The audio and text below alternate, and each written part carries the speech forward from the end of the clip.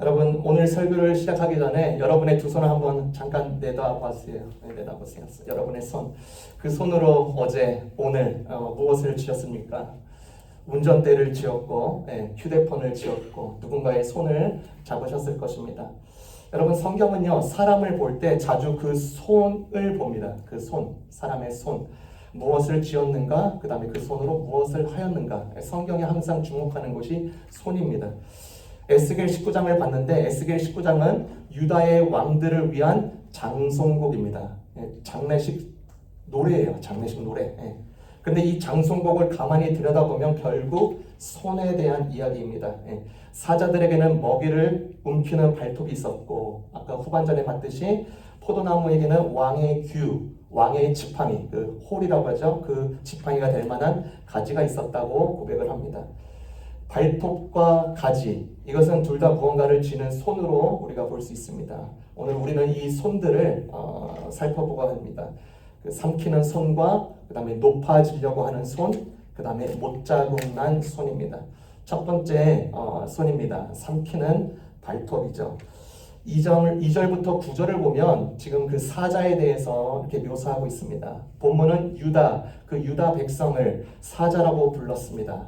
닉네임입니다. 어떻게 보면 그 사자의 정체성입니다. 창세기 49장에 보면 야곱이 유다를 축복하여 준 이름이 이렇게 말했습니다. 유다는 사자 새끼다. 긍정적인 의미입니다. 사자. 사자. 그런데 에스겔은 지금 그 영광의 이름을 뒤집어 버립니다. 이 사자는 사람을 삼켰다고 말을 하죠. 3절에서 6절을 보면은 사람을 삼키는 사자였다. 발톱이요. 이 사자의 발톱이 먹이를 움켜쥐는 것 당연하고 자연스럽습니다. 그런데 이 발톱으로 움켜진 것은 짐승을 잡는 것이 아니라 사람을 잡았다. 그리고 오늘 본문의 두 그림은 사자와 포도나무가 나오는데 둘 다 창세기 49장에서 나온 이야기입니다. 창세기 49장의 사자도 포도나무도 그 다음에 왕의 지팡이도 모두 유다에게 주어진 복의 말이었고 축복의 상징이었습니다. 그런데 에스겔은요 이 축복을 다 뒤집어 버립니다. 영광의 사자로서의 유다가 아닌 사람을 삼키는 맹수였고 풍요의 포도나무가 아닌 뽑혀서 불타는 나무가 되었고 여러분 축복받은 손이요 저주의 발톱으로 뒤바뀐 것입니다. 여러분 사람은요 무엇을 가졌느냐고 중요하게 생각하겠지만 사실 하나님의 관심은 그가 가진 것으로 또한 그 손으로 무엇을 했는가에 더 관심을 가지는 분이십니다. 그 손이 한 일을 더 보시는 것이죠. 본문에서 나타난 그 첫째 사자가 나옵니다. 이 사자에게는요 힘이 있었습니다. 용기가 있었습니다. 능력도 있었습니다. 리더십도 있었습니다. 하나님이 주신 좋은 것들이죠. 능력입니다. 근데 문제는 능력이 아니었습니다. 문제는 그 능력의 발톱으로 어디를 향해였느냐. 여기서 악이 무엇인지 분명하게 우리에게 알려주는 것입니다. 여러분 죄는요, 그 다음에 악은요, 우리의 손을 발톱으로 바꿔버립니다. 심지어 사람을 도구화 시켜버립니다. 도구로 만들어버려요. 처음에는 내 성공, 내 회사, 내 교회 그렇게 갑니다. 그런데 어느 순간 사람을 대할 때 도구로 대합니다. 회사에서 직원은 성과를 위한 숫자로 돼버리고 교회에서 성도는 내 사역을 위한 숫자가 되어버리고 가정에서 배우자는 내 행복을 위한 수단으로 전락시켜버리는 거예요. 그렇게 만들어버리는 거예요. 손에 쥔 것이 많을수록 그 손이 점점 발톱이 되어가고 있다는 것을 그 그림을 통해서 이 메시지를 통해서 알려주고 있습니다. 여러분 이 발톱은요 그냥 남만 해치는 게 아닙니다. 사실 이 발톱을 가지는 건 남을 찢으려는 이 발톱이요 결국 자기 자신을 찢게 된다는 것을 우리에게 알려줍니다. 여러분 이솝 우화에 이런 이야기가 있습니다. 미움과 증오에 쓴뿌리를 품고 사는 사람이 있었습니다. 어느 날 제우스에게 부르짖었어요. 그래서 원하는 것이 무엇이든 들어주겠다고 응답을 받아냅니다. 근데 단 하나의 조건이 있었습니다. 너가 구하는 것에 2배를 네 원수가 받는다. 이렇게 메시지를 받은 겁니다. 네가 구하는 것에 2배를 네 원수가 그대로 받는다. 여러분 단순하게 구하면 받았을 거고 형통했을 것입니다. 내가 만약에 5억을 받으면 내가 생각했던 그 원수는 10억을 받는 거예요. 그런데 원수를 떠올리니까 도무지 속이 뒤틀려서 그렇게 할 수 없는 겁니다. 고민 끝에 그가 내놓은 소원이 무엇이었냐? 제 오른쪽 눈을 뽑아주십시오. 그래야 원수의 두 눈이 뽑히니까. 여러분, 이해가 안 되는 행동이죠. 그런데 이런 일이 비일비재합니다. 미운 사람의 고통이 크면 인간은 기꺼이 자기 자신을 해치고서라도 그렇게 할 수 있는 겁니다. 악에 사로잡힌 인간은요, 얼마든지 파괴적이 될 수 있습니다. 그것이 자기 파괴적으로 확장됩니다. 너 죽고 나 죽자, 이게 가능한 존재가 인간이라는 것입니다. 남을 향해 세운 발톱이 실은 내 눈을 먼저 뽑는 격이 인간일 수 있다. 여러분, 그렇게 사랑을 움피었던 그 사자의 모습을 그렸던 그 메시지가 결국 어떻게 되는가? 우리 말씀에 읽었죠? 결국 갈고리에 깨이고 철창에 갇혀서 바벨론으로 끌려갑니다. 오늘 이스라엘 백성들을 보여주는 거예요. 그 다음에 그 왕권을 보여주는 겁니다. 본문을 보면은 흥미로운 강조가 있는데, 하나님이 그렇게 잡으셨다고 하는 게 아니라 열국이 그들에게 덫을 놓았다고 말을 합니다. 왜 그럴까? 여러분, 죄와 악은요, 스스로의 덫을 파는 격과 같습니다. 죄와 악이 있는 곳에 스스로의 덫을 만들어 놓는 거예요. 그 판 덫이 자기 자신을 걸리게 만들어 버리는 것입니다. 여러분, 요즘에 거짓말 얼마나 많습니까? 중독 너무나도 많죠. 도박 너무나도 많습니다. 음란함, SNS의 활동, 인정 욕구를 구하는 것. 처음에는요, 내가 그것을 손에 쥐고 사용하는 줄 압니다. 내가 이것을 컨트롤하고 다스리고 하면요, 얼마나 이렇게 짜릿합니까? 그렇죠? 그런데 그것이 내 손을 붙잡고 후에는 거꾸로 나를 사용하게 되는 것을 많이 봅니다. 내가 이것을 컨트롤하고 하는 것 같은데 오히려 그것에 잡혀먹는 거예요. 발톱을 세운 손은 그 발톱에 스스로 찔리게 되는 경우를 너무나도 많이 보습니다. 여러분, 동물의 세계에서 보면은 이 사자의 이야기가 잘 이해가 됩니다. 여러분, 사람 손에서 자란 맹수, 이 사람 손에서 자란 맹수를 이제 자연에게 내보낼 때 가장 어려운 문제가 뭐냐? 적응입니다. 적응. 사람들이 날마다 먹이를 챙겨 주었기 때문에 정작 사냥하는 법을 배우지 못했습니다. 사냥할 줄 모르니까 자꾸 사람 사는 곳으로 내려오다가 총에 맞거나 올매에 걸려서 죽게 되는 경우가 너무나도 많습니다. 또 만약에 힘이 세다고 다른 짐승들을 모두 다 잡아 죽이면 결국 그 주변에는 먹을 것이 없어서 굶어 죽게 되는 경우가 많이 있습니다. 그래서 자연 속에서 자라났던 그 사자는요, 배부르면 사람이 지나가더라도 공격하지 않고요, 공존의 법칙을 그 자연 속에서 배우는 것입니다. 아무리 내가 먹고 싶어도 살려두고, 왜요? 다 잡아버리면 나중에 나에게 얻는 것이 없으니까 공존의 법칙을 배우는 거예요. 여러분, 우리 믿는 사람들도 마찬가지입니다. 우리는요, 옛날의 야생 사자가 아니라 하나님의 은혜로 변화된 사자입니다. 그런데 은혜 받은 사자의 가장 큰 위험이 바로 이것이라는 거예요. 세상에서 볼 때 뒤처져 있는 것 같고, 세상에서 뒤처지지 않으려고 다시 야생의 발톱을 갈기 시작한다는 것이에요. 겉으로는 은혜의 사자인 것 같은데 속으로는 세상의 사자로 자신을 키우는 것과 똑같다. 우리 자녀를 그렇게 키우는 것과 똑같다. 에스겔에서 말하는 이 사자가 이와 같습니다. 은혜에 강한 사자가 되라고 부름을 받았는데 세상의 발톱을 세운 사자가 되어버렸다. 그리고 그 발톱은 어느 순간 도리어 사냥을 당하고 말았다. 그 메시지를 하고 있는 겁니다. 본문에는 아까 그 2절에서 9절을 쫙 봤는데요, 두 번째 새끼 사자가 나옵니다. 두 번째 새끼 사자. 이 사자도 이제 잘 자랐습니다. 이스라엘 백성의 그 리더십들을 말하는 겁니다. 강해졌습니다. 왕이 될 수도 있었습니다. 그런데 결국 끝나버려요. 이 자가 결국 자기 고집과 죄악으로 인해서 왕이 될 수 있었던 가능성을 잃어버립니다. 무엇을 말하는가? 이 죄와 악은 사람을 즉시 망하게 하지는 않다는 것입니다. 즉시 망하게는 하지 않되 그 죄와 악은 그 사람이 미래에 될 수 있었던 어떤 사람의 가능성을 완전히 죽여버린다는 것입니다. 우리는 가장 자주 하는 후회 중에 하나가 그 한마디가 있죠. 뭐요? 내가 원래 이런 사람은 아니었는데. 내가 원래 이런 사람은 아니었는데. 여러분, 악과 죄는요, 나의 현재보다 기억하세요. 나의 미래를 먼저 죽여버리는 겁니다. 나의 미래를 먼저 죽여버려요. 여러분, 미래가 죽어버린 그 사람이 부를 노래가 뭐가 있겠습니까? 미래가 죽었다는 걸 아는 사람이 무슨 노래를 부를 수 있어요? 신나는 노래 부를 수 있어? 아닙니다. 승전과 희망의 노래를 불러야 될 젊은 나이에 지금 장송곡을 부르고 있는 겁니다. 이렇게 발톱을 세운 삶은 삶의 배경음악을 바꿔버리는 거예요. 웃어야 될 사람이 울어버리게 되고 감사해야 될 사람이 원망하게 됩니다. 살아있는 것 같은데 장례식에 사는 것과 똑같은 거예요. 네. 그리고 이어서 본문은 그 사자의 이야기를 넘어서 포도나무로 넘어가서 이렇게 말을 합니다. 14절을 보겠습니다. 14절 포도나무 이야기를 하는데 14절 그 가운데 큰 가지에서 불이 솟아나와 그 가지와 열매를 태워버리니 통치자들의 통치 지팡이가 될 만한 튼튼한 가지가 하나도 남지 않았다.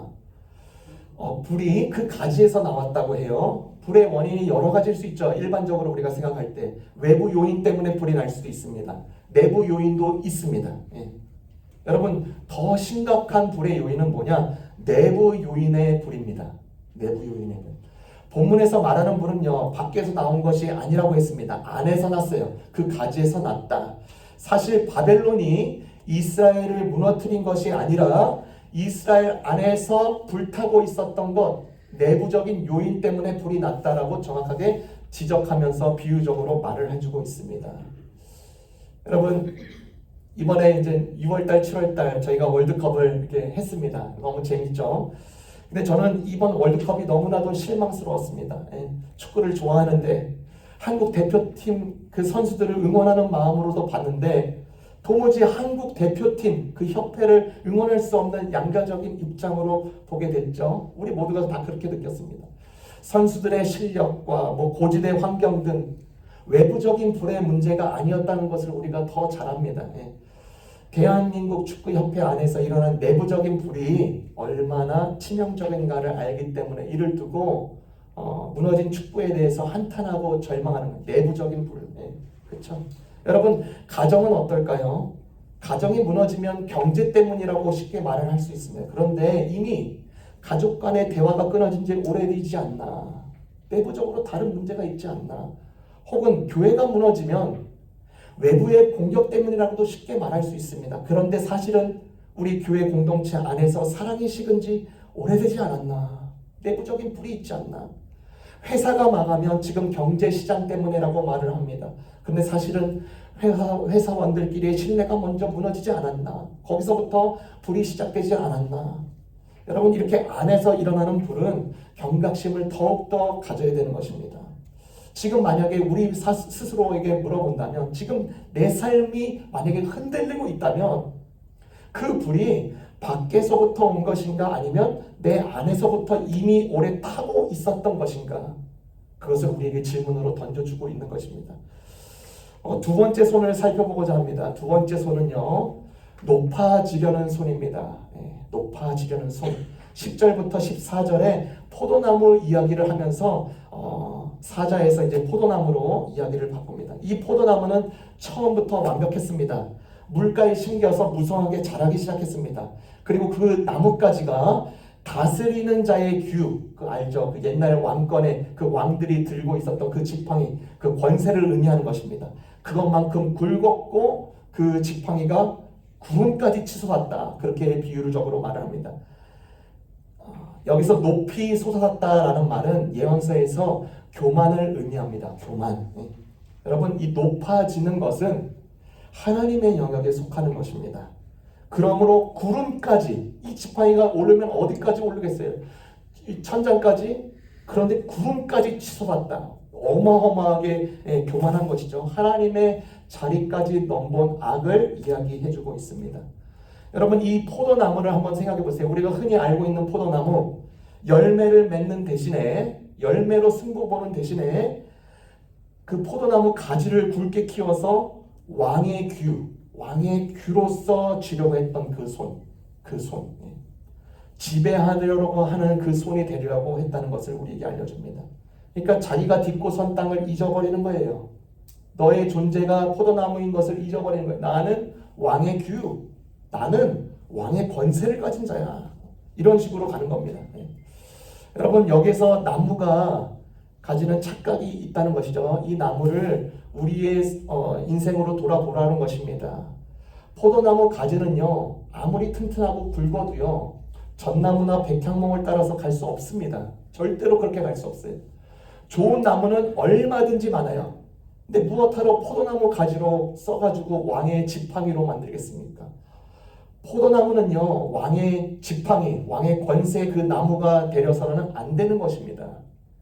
포도나무는요, 포도의 열매의 맛으로 말하는 나무예요. 포도나무는 포도나무의 열매로 말해야 되는 거예요. 포도나무는요, 그가 가진 나뭇가지로 자랑하는 나무가 아닙니다. 절대로.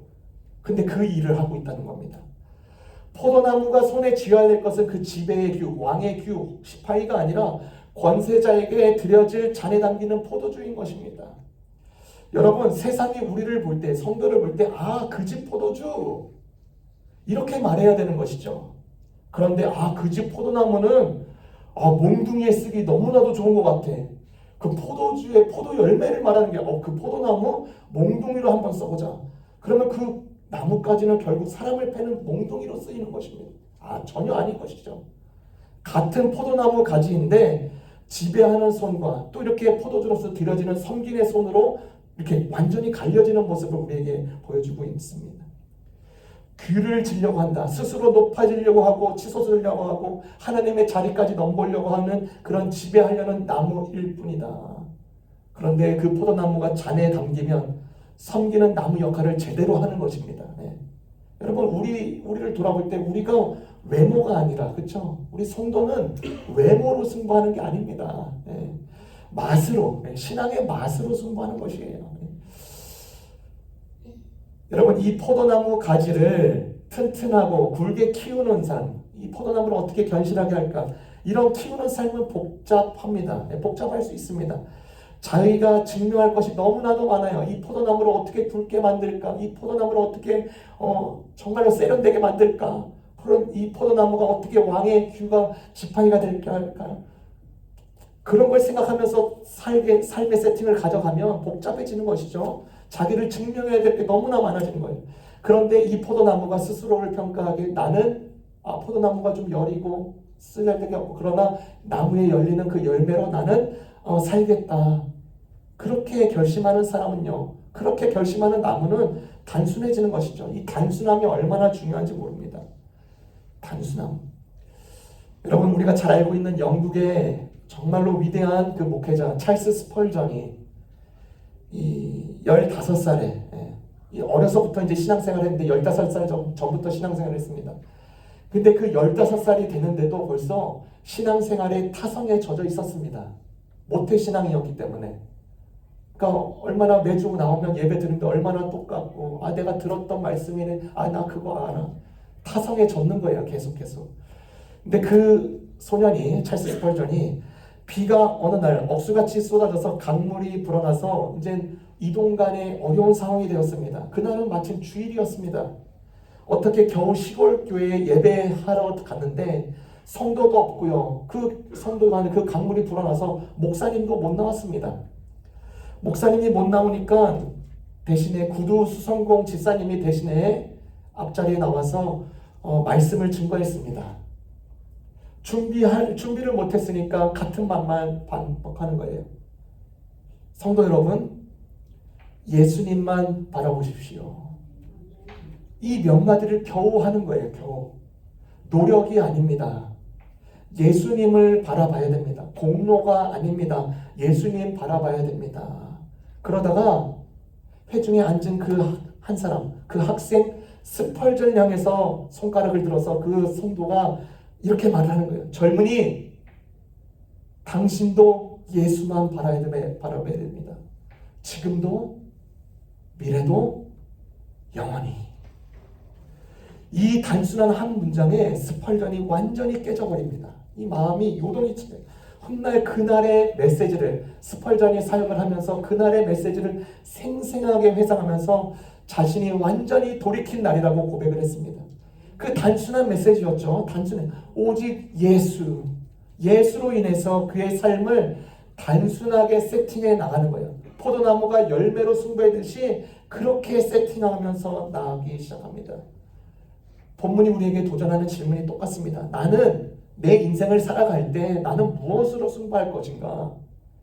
남에게 보일 포도나무의 휘황찬란한 가지? 아니면 하나님께서 맛보실 포도나무의 열매의 맛으로 내 인생을 살아갈 것인가? 그것을 오늘 우리에게 도전하고 있는 것입니다. 여러분, 오늘 본문에서 사자와 이 포도나무의 축복은요, 유다에게 주신 것이라고 했습니다. 사실 이 유다 백성들은요, 항상 이것을 기억해야 됐습니다. 세상 사자가 되라는 뜻이 아니었습니다. 하나님의 은혜에 강한 자가 되라는 뜻이었습니다. 그런데 유다는 은혜의 사자가 아니라 세상의 사자가 되었다. 은혜 받은 자의 큰 위험이 무엇인가? 은혜만 받고요, 낮아지지 못하면 세상 사람들보다 더 탐욕스럽고 더 교만해집니다. 우리 뉴스로, 매스컴으로 많이 봤죠. 골치 아파집니다. 교회가 깨져버립니다. 그래서 은혜 받는 사람들의 손은요, 언제나 두 방향으로 들려야 됩니다. 하나님의 사랑으로 인해서 나의 존귀함은 높아지되, 그렇죠?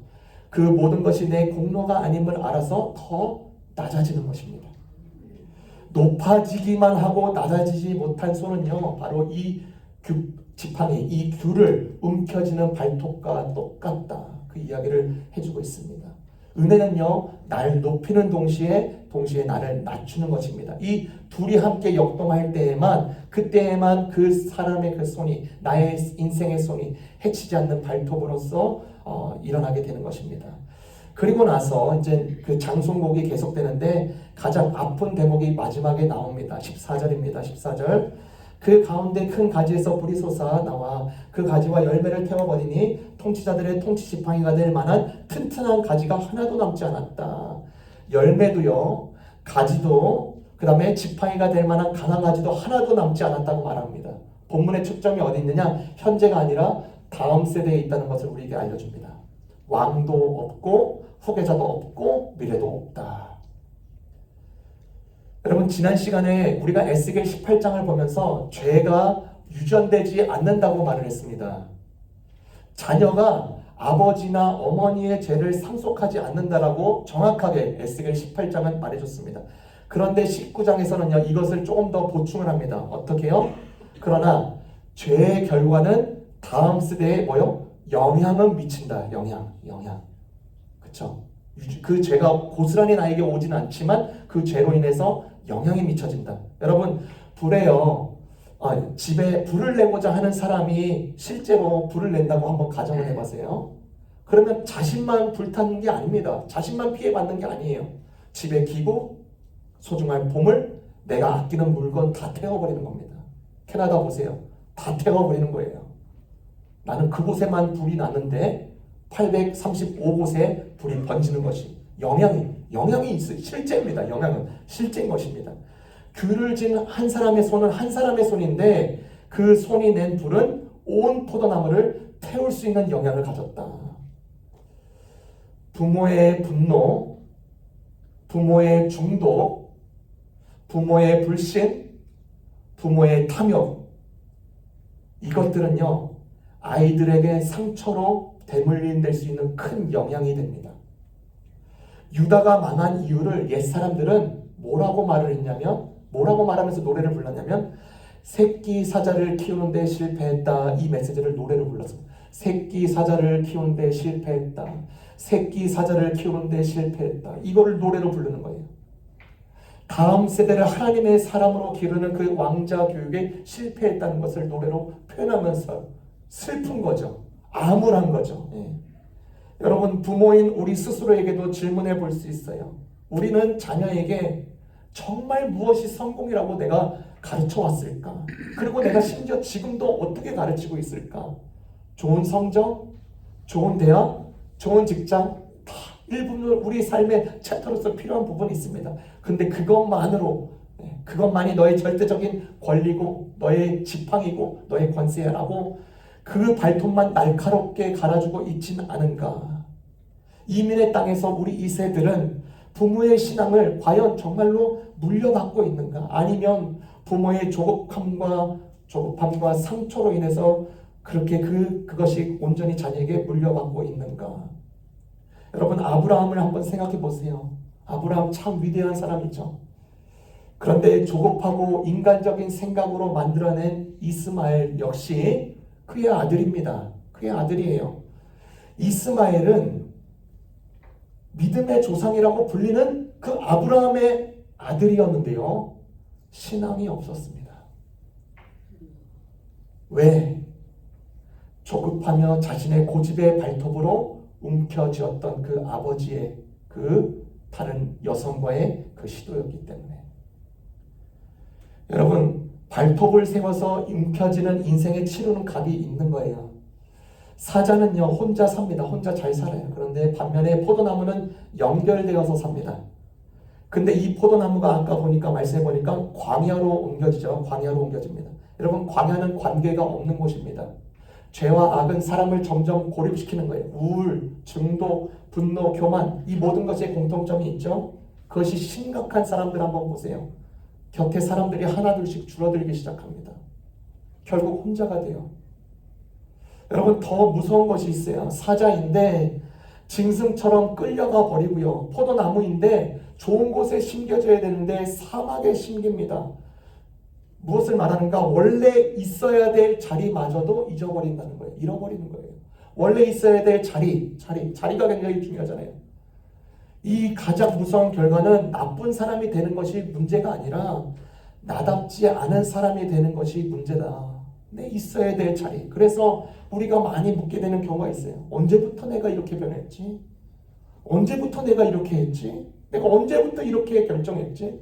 내가 언제부터 이런 사람으로 살아갔지? 네. 여기까지 보면 사자와 포도나무, 그렇죠? 캄캄하고 우울한 기분, 네. 그런 메시지, 장송곡이잖아요, 그렇죠? 그런 것으로, 그런 기운으로 가득 차 있습니다. 이 권세, 지팡이는 유다를 떠났다고 말을 합니다. 창세기 49장에는요, 그 약속의 말씀 중에 이 지팡이 권세가 유다를 떠나지 아니하리라고 축복의 기도를 했습니다. 그런데 에스겔은 그 지팡이가 권세가 떠났다라고 말을 합니다. 엄밀히 말해서 상충하는 의미가 아니라 규가 사라진 것이 아니라 옮겨졌다는 것입니다. 옮겨졌다. 사람의 손에서 하나님의 손으로 옮겨졌다는 것을 이야기합니다. 하나님은 이 포도나무를 다시 광야에 심으십니다. 뽑혀서 완전히 망가진 이 포도나무를 광야에 심으신 13절입니다. 13절. 이제는 그 나무가 광야에 가물고 메마른 땅에 심겨 있다. 이 그림처럼 정말로 초라해 보여요. 그렇죠? 이 장면을 생각하면 돼요. 그가 스스로 자랑했고 높였던 그 휘황찬란한 굵은 포도나무 가지 안 보입니다. 안 보여요. 포도나무 열매 안 보입니다. 하나도 남지 않았습니다. 그런데 바로 이 광야에서 다시 시작하겠다는 것입니다. 이 광야는 남의 이야기가 아니라 오늘 우리에게 각자 주어지는 우리의 인생의 광야와 똑같습니다. 인생 광야. 여러분, 인생의 광야라는 표현 언제 들어도 또 들어도 반갑지가 않아요. 이 광야. 성경에는 우리의 인생의 광야라고 표현을 합니다. 정작 우리가 인생 광야를 지나갈 때 거쳐가는 동안 빨리 지름길이 나서 가나안 땅, 약속의 땅으로 가고 싶을 때가 한두 번이 아닙니다. 그래서 광야 인생의 그 광야의 짐을 무겁다고 그것을 버려버리고 잘라버린 행동을 자주 합니다. 당연할 수 있어요. 정호승 작가의 십자가의 이야기가 나온 그 이야기 중에 이런 내용이 있습니다. 사람들이 아침부터 제각기 크고 무거운 그 십자가를 지고 길을 떠납니다. 자기의 인생의 십자가예요. 어떤 사람은 조금 더 클 수도 있고 작을 수도 있고 다들 무거워서 힘들어합니다.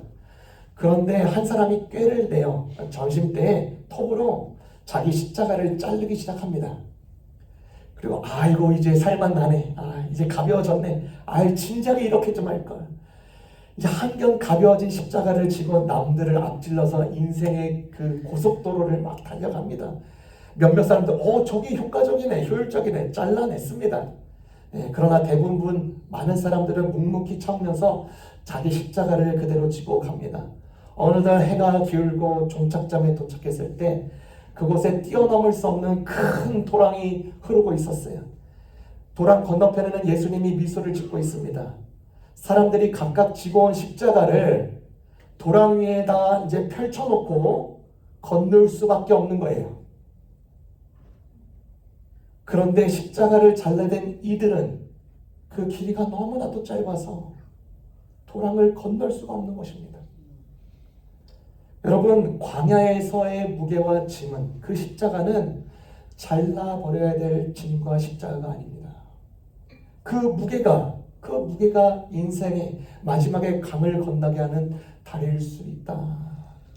여러분, 우리가 처한 인생 광야에는요, 절대로 버려지는 자리, 손해보는 자리, 하나님의 나를 망가뜨리는 자리, 그런 자리가 아니라 하나님이 나를 더욱더 사람답게 만지시고 빚으시고 작품으로 만드는 자리임을 우리가 꼭 기억해야 됩니다. 여러분, 다윗을 보세요. 다윗이라는 사람의 그 인생의 광야, 너무 다양합니다. 사울에게, 그 왕에게 자기 장인어른이에요. 그 어린에게 쫓기면서 이스라엘의 15개의 광야를 체험합니다. 15개의 광야. 좁은 광야의 굴, 은신처, 미로 같은 지형을 실제로 지나다니면서 이 몸으로 익혀버립니다. 그래서 다윗은 광야 전문가가 됩니다. 훗날 이 다윗이 왕이 됐을 때 승승장구했었던 이유가 여기 있는 거예요. 왜요? 그 모든 광야의 지형들을 다 알고 있었기 때문에. 신기하죠? 하나님이 왜 그 광야를 다 경험하게 하셨을까? 여러분 중에 뭐 사냥꾼, 헌터 잘 하시는 분 있을 수 있어요. 최고의 사냥꾼은요, 항상 마인드셋에 뭐가 있냐면 사냥감처럼 생각한다고 합니다. 저 잡혀질 사냥감처럼 자기가 생각하는 거예요. 여러분, 다윗은요, 쫓기던 사냥감이었습니다. 그런데 바로 그 사냥감 시절이 그를 가장 지혜로운 사냥꾼으로 빚어버립니다.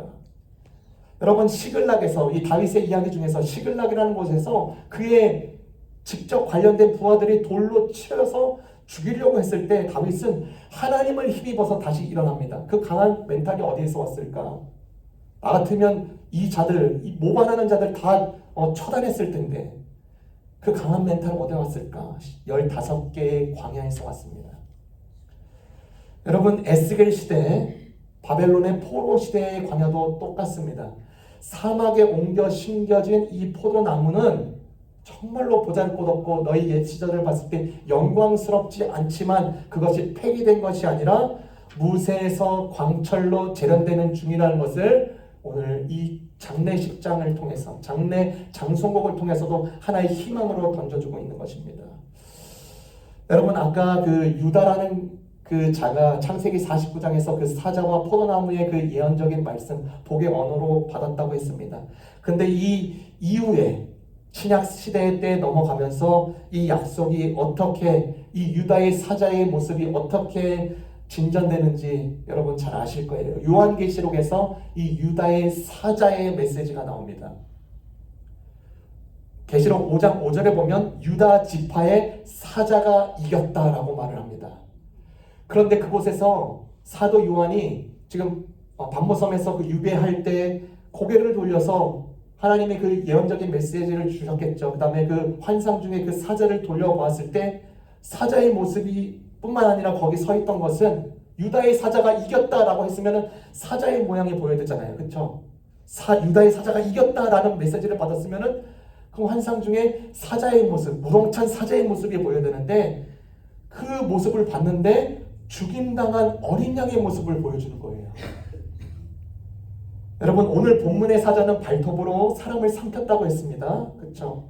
그런데 참된 유다의 사자는, 이 죽임당한 어린 양은 발톱을 세우는 대신에 자기 손을 십자가에 내어주셨다는 것을 요한계시를 통해서 이 메시지가 그대로 이어지는 것입니다. 십자가에 달리신 그 죽임당한 어린 양이 유다의 사자다. 여러분, 오늘 본 세 개의 손을 잘 기억하세요. 사람을 움키는 발톱, 그 다음에 사람 스스로를 세우는 손, 그렇죠? 그리고 그 위에 있는 세 번째 손, 예수님의 못자국 난 손입니다. 그분은 우리를 날카로운 발톱으로 붙잡지 않으십니다. 뚫린 손바닥으로 붙들어 주십니다. 우리가 발톱을 세울 때조차마저도 그분은 못자국난 손으로 우리를 놓지 않으시고 품어주신다. 그러니까 오늘 내 인생 가운데 끝없이 보이는 고통의 바람이 분다고 해서 여러분 절대로 두려워해서는 안 됩니다. 절대로 두려워해서는 안 됩니다. 그 바람이 하나님의 손 안에서 어떻게 작동할지 몰라요. 연을 띄우는 바람이 될 수 있어요. 연은요, 바람 없으면 안 됩니다. 근데 그 바람이 연을 띄울 수 있는 바람이 되는 거예요. 여러분, 소나기가 오다가 갑자기 멈추는 기 때문에 소나기인 것입니다. 소나기는요, 계속 내리는 게 아닙니다. 최악일 때 최고의 기회일 수 있다. 왜요? 못자국난 그 손으로 내 삶을 붙드시면 내가 내 삶이 아작났을 때도, 가장 비극적일 때도 이 손 때문에, 붙잡아 주신 때문에 나는 다시 일어날 수 있다. 여러분, 오늘 이 장송곡 애가는 우리를 정죄하려고, 우리를 꼬집으려고, 너희를 비판에 곁들여서 세우는 노래가 아니라, 여러분, 하나님은요, 심판조차 곡의 형식으로 우시면서 부르셨습니다. 우리 지난 시간에 그래 봤자 18장에 나는 아무의 죽음도 기뻐하지 않는다. 하나님은 그렇게 해요. 내가 악인의 죽음을 기뻐하지 않는다. 그 하나님이십니다. 그러니까 우리의 손을 우리 다시 한번 살펴보고, 내가 그토록 우리의 인생에 그토록 무엇을 움켜쥐고 살았는가, 어떤 것에 발톱을 내면서 죽이려고 했던가, 그 손을 펴서 대신에 곁에 사람을 세우는 손으로 바꿔야 된다. 섬김의 손으로, 예수의 손으로 바꿔야 된다. 그 손이 지칠 때 우리를 붙드시는 손, 못자국난 손이 그 예수의 손을 끝까지 붙잡고 가야 된다. 여러분, 그런데 이 발톱을 펴고 내 손을 펴는 일, 내 결심으로 여러분 해봤죠? 내 결심으로는 안 됩니다. 신학자 존 오웬은 이런 말을 했습니다. 죄를 계속 죽이지 않으면 죄가 당신을 죽인다. 여러분, 죄를 죽인다는 것은 이를 악물어서 하는 결심이 아니라 은혜의 자리에 그 예수의 손을 굳게 잡고 계속 붙들고 있는 것이다. 내 힘으로 발톱과 씨름하려고 십자가의 요새를 떠나는 순간에 그 발톱이 도리어 나를 찢는 경험이 너무나 많습니다. 그러니까 믿음으로 그리스도 안에서 어제의 은혜 아닌 오늘의 은혜, 또 미래의 은혜 가운데 손을 과감히 피는 겁니다. 그래서 그 피는 그 손 가운데 예수님의 손 못잡난 그 손으로 우리를 계속 붙잡아 주는 것입니다. 이 은혜가 오늘 메시지의 그 은혜가 우리 삶 가운데 충만히 역동하시기를 주님의 이름으로 축원합니다.